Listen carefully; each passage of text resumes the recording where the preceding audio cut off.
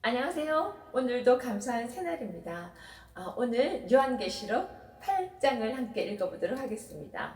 요한계시록 7장에서 저희가 여섯째 인을 떼고 난 뒤에 정말 장엄하고 감동스럽고 정말 너무너무 웅장한 예배의 장면을 보았습니다. 하나님께 찬양 올려드리는 무리들이 있는데 12장로도 있고 24장로도 있고 또 우리 정말 흰옷 입은 수 없는, 셀 수 없는 큰 무리들이 나와서 종려 가지를 들고 보좌 앞에서 어린 양의 그 크신 우리의 사랑을 그분을 높여드리는 그런 장면들이 나오고요. 천사들까지 화답하고 그리하여 이제 정말 우리의 눈물을 다 씻어주시고 우리에게 장막을 치셔서 모든 것을 줄이지도 않고 목마르지도 않고 상하지도 않는 그런 보호 아래서 살게 되는 장면을 이제 저희가 보았습니다. 확인했습니다. 오늘 8장에는 어떤 내용들이 나와 있는지 같이 읽고 나누도록 하겠습니다.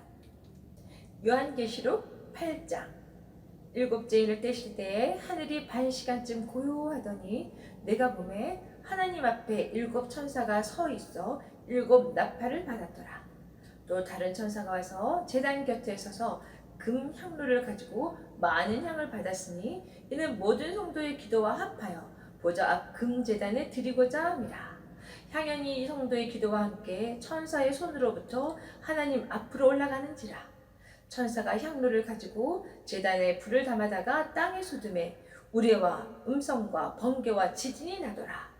일곱 나팔을 가진 일곱 천사가 나팔 불기를 준비하더라.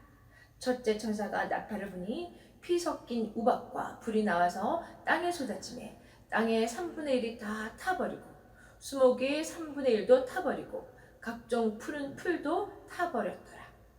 둘째 천사가 나팔을 부니 불붙는 큰 산과 같은 것이 바다에 던져지매 바다의 3분의 1이 피가 되고 바다 가운데 생명 가진 피조물들의 3분의 1이 죽고 배들의 3분의 1이 깨지더라.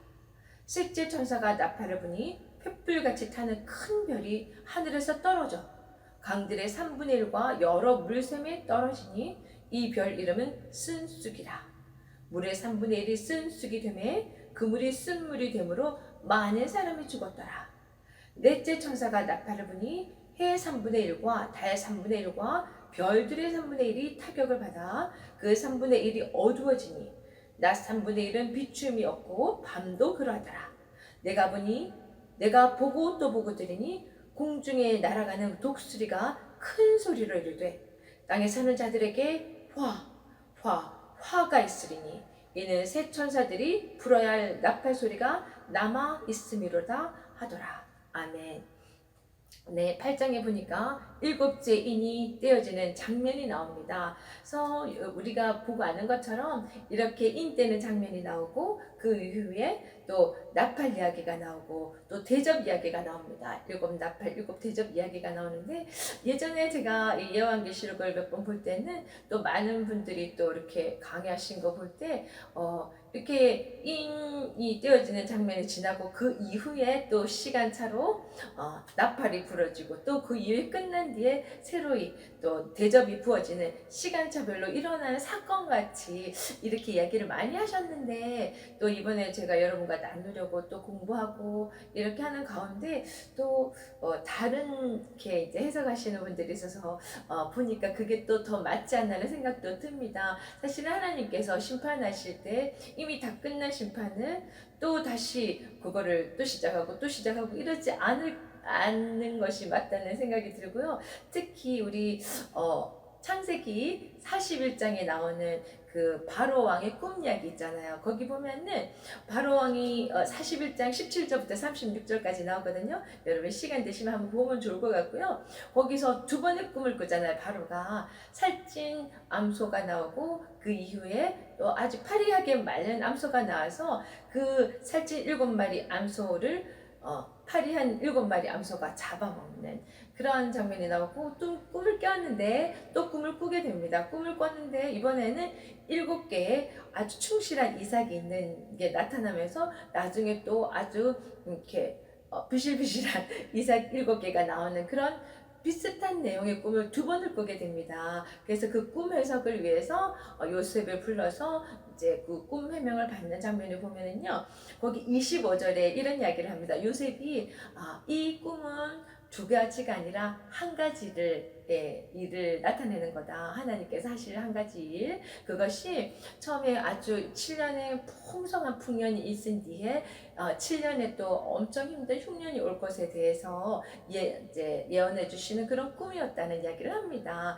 그거와 마찬가지로 지금 요한계시록에 표현되고 있는 7가지 임과 7번의 나팔과 7번의 대접의 이야기가 계속해서 끝난 것 같다가 또 시작되고 끝난 것 같다가 시작되는 것이 아니라 하나님의 마지막 심판 가기까지의 모습을 각각 다른 모습으로 더 디테일하게 어떻게 다른 각도에서 조명한 것이 아닌가 하는데 조금 더 제가 비중을 둡니다. 왜냐니까 이인이 끝나는 우리 여섯째 인이 끝나는 장면에 있잖아요.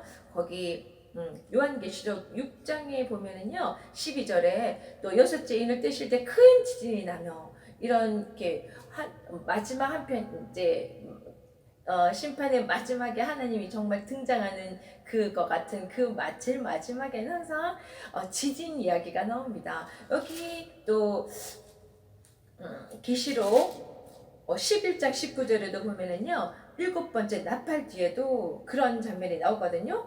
19절에 보면은 하나님의 번개 같은 음성, 우레와 지진, 우박 이렇게 똑같이 묘사되는 장면이 있고요.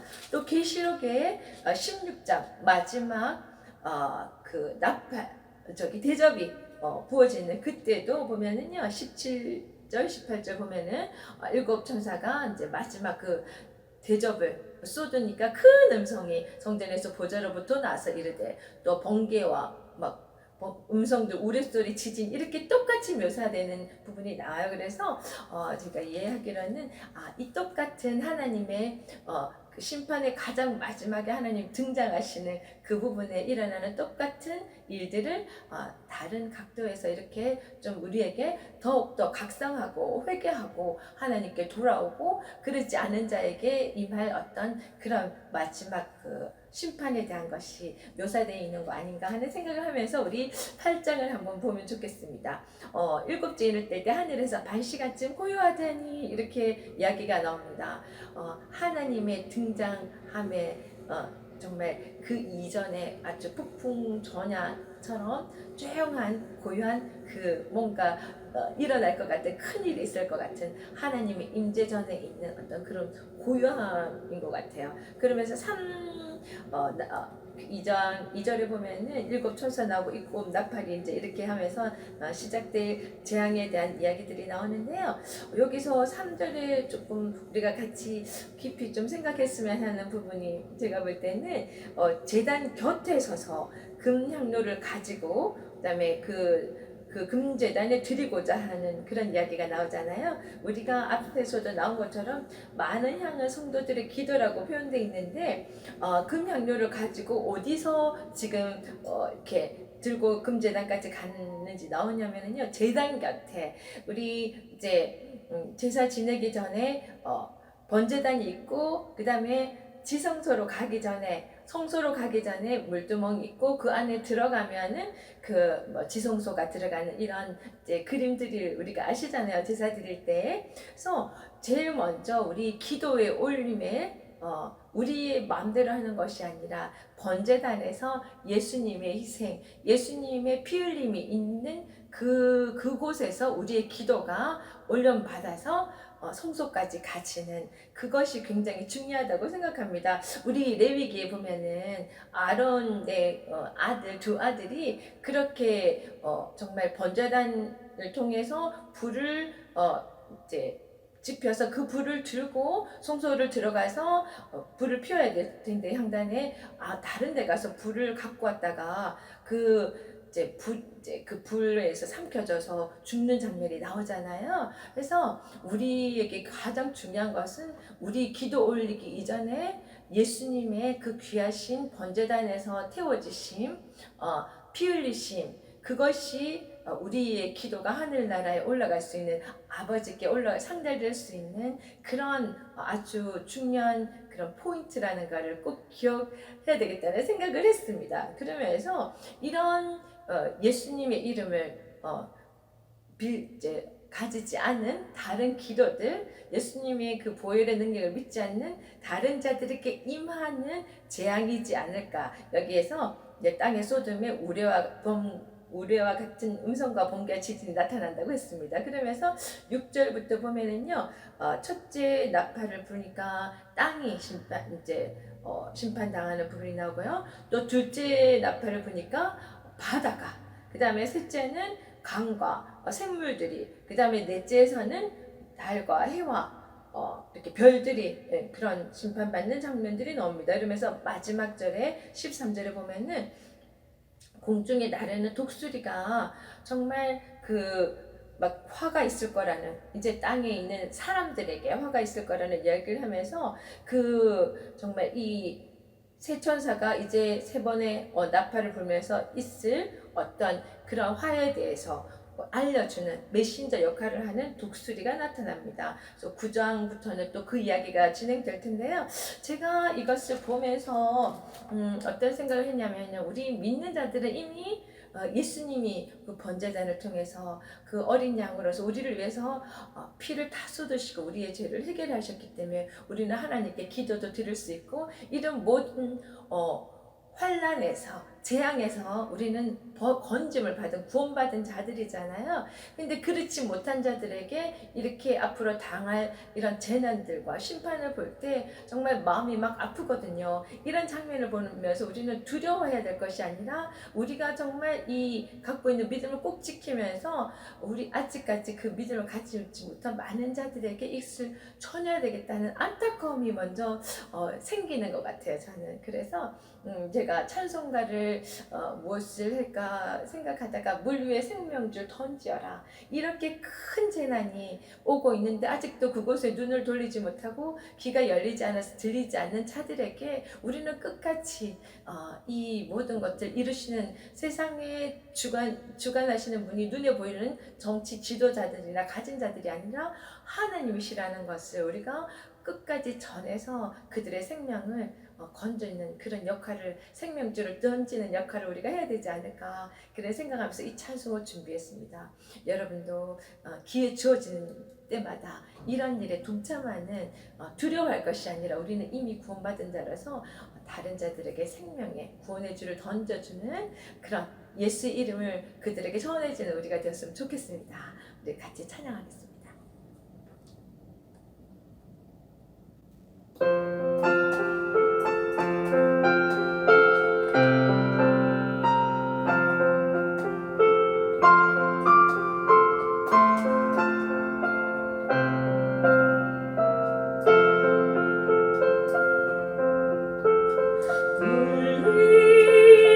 생명줄 던지어라,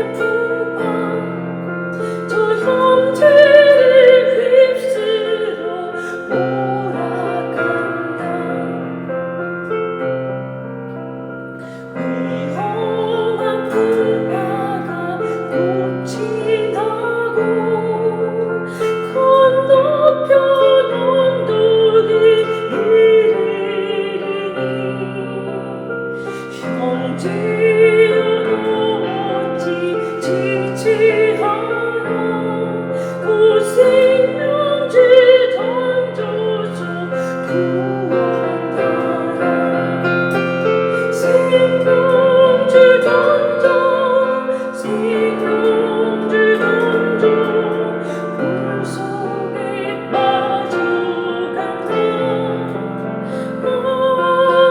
생명줄 던져 생명줄 던져 지금 건지어라 지금 건지어라.